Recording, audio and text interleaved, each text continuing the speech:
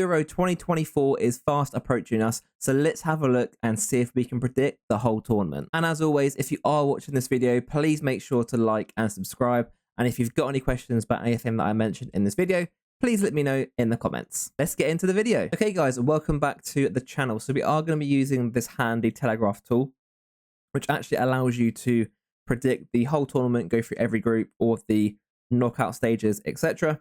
So yeah, we're going to go through all of the different groups, talk about all of the different teams, and then eventually we can see who's going to end up winning Euro 2024. So if we have a look at Group A first of all, I actually think this is quite a difficult group.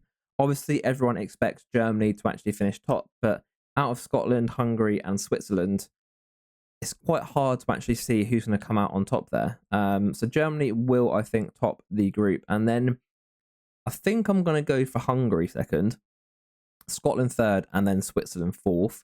Hungary are actually quite a decent team. Obviously, they beat England recently, and on their day, I think they're better than Scotland and Switzerland.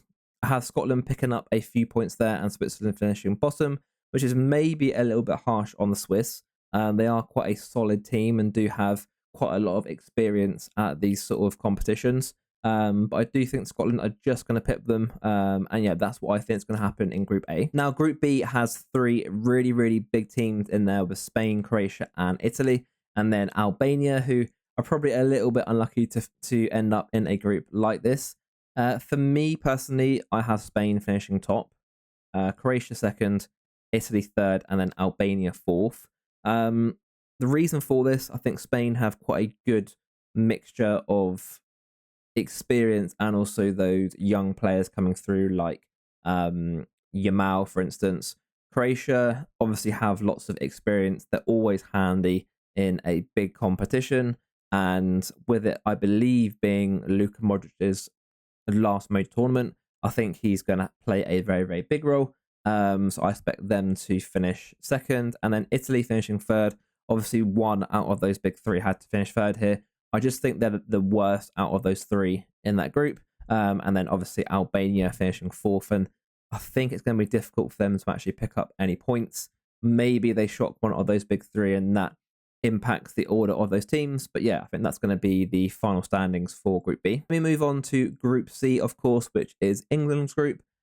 I mean, I wouldn't be English about putting them first, and I do think they're going to finish first quite comfortably. Although, obviously, we haven't yet won anything under Gareth Southgate. We have been very, very good at getting through the group stage quite comfortably, and in a group like this, I expect us to actually finish top quite easily. We're going to go for Denmark in second place. Once again, quite a lot of pedigree at the international stage, and I just think they've got a lot of players with also Premier League experience, with the likes of Christensen, Anderson from Palace, Højlund from Man U. So I think they'll finish second. Third place, I have Serbia, and then finishing bottom, Slovenia. There probably won't be that many points between Serbia and Slovenia. It's going to be down to if they can really get any points off Denmark. I would expect England to beat all of those teams fairly comfortably, but obviously it is a major competition and you never quite know what's going to happen. Next up, we have Group D, which is actually another fairly strong group with France, Netherlands, Austria, and Poland in there. For me, I've got France finishing top, the Dutch second. In third place, I have got Austria, and then Poland finishing bottom. Obviously, everyone expects France to actually whiz through this group, even with the Netherlands in there. They've got a very, very good record against them. But the Dutch should be better than both Austria and Poland, and those two bottom teams will probably be quite close. I've gone for Austria just over Poland, just because I think they've got a better overall squad. Poland obviously got Lewandowski, but I think in terms of player for player, I'll probably just favour Austria there. But yeah, that's going to be very, very close between those two bottom teams. Group E, I think it's going to be much easier to actually tell who's going to finish top, but it should be Belgium. I then actually gone for Ukraine second, Slovakia third, and Romania fourth. I don't think there's going to be much between Ukraine, Slovakia, and Romania. I think it's really going to be about who can beat who there. Belgium should win all of those games. The only really tricky one is Ukraine, potentially Slovakia. but I still expect them to top that group quite comfortably. And then the final group, Group F, we have got Portugal, Turkey, Georgia, and the Czech Republic. I've gone for Portugal top, Turkey second, Czech Republic third, and Georgia fourth. Once again, similar to Group E, I think these three teams, there won't really be that much between them. Georgia have got a few good players. Obviously, they've got Kvaratskhelia from Napoli, and I think they're going to be fairly handy. There probably isn't going to be many points between those bottom three. Like I said, Portugal should be quite comfortable here. But yeah, these three places may alternate based on who beats who. But yeah, should be a very, very easy ride for Portugal in Group F. Okay, so in terms of the third place rankings, this is basically ordering which teams are going to get the most points out of the teams finishing third. I actually think Italy will be high up there in this group. They're going to be Albania, and they're probably going to pick up maybe 1 point from the other two games. I would say then looking at the other teams, quite a difficult one to be fair. Probably not Austria.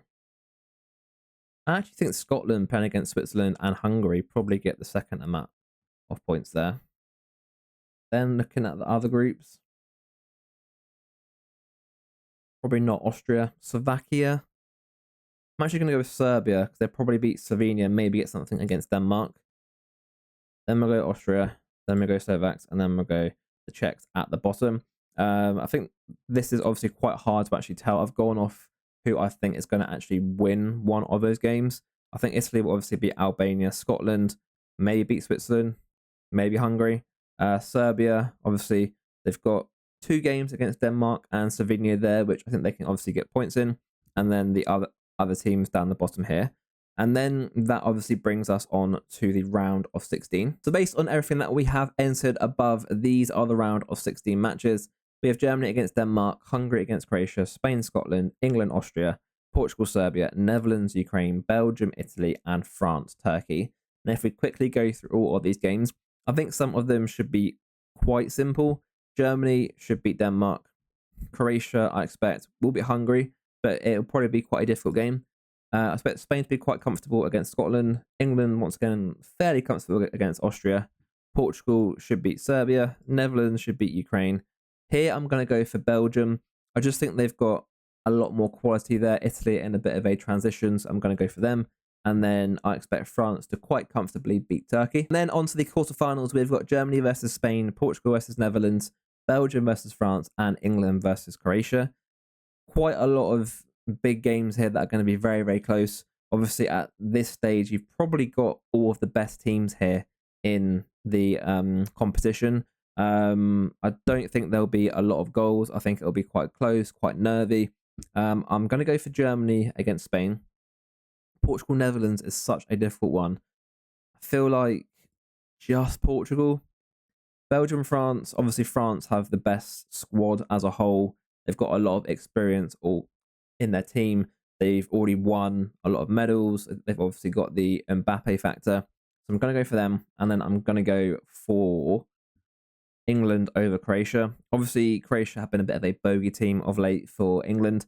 But I do think just with their aging squad and the amount of talent which we've got going forwards, I think we'll get past them there. Which then brings us on to the semi-finals, which is Germany versus Portugal and France versus England.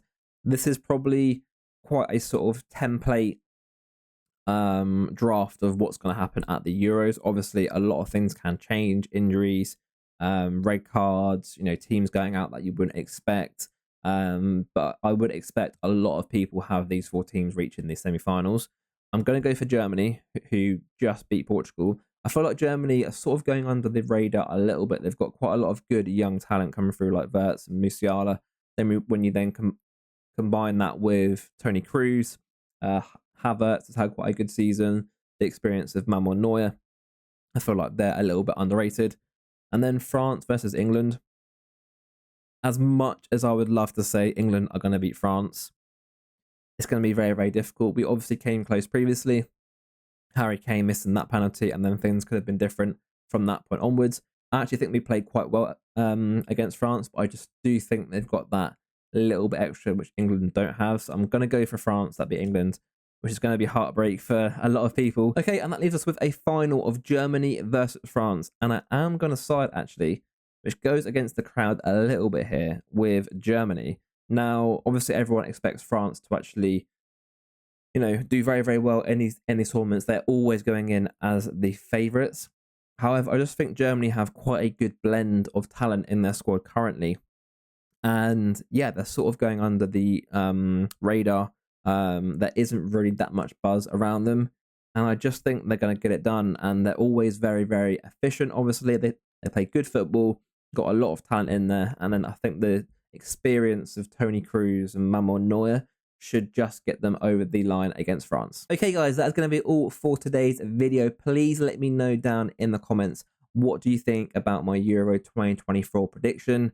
Let me know who you think is going to win the Euros. Please make sure to like and subscribe, and I'll see you next time.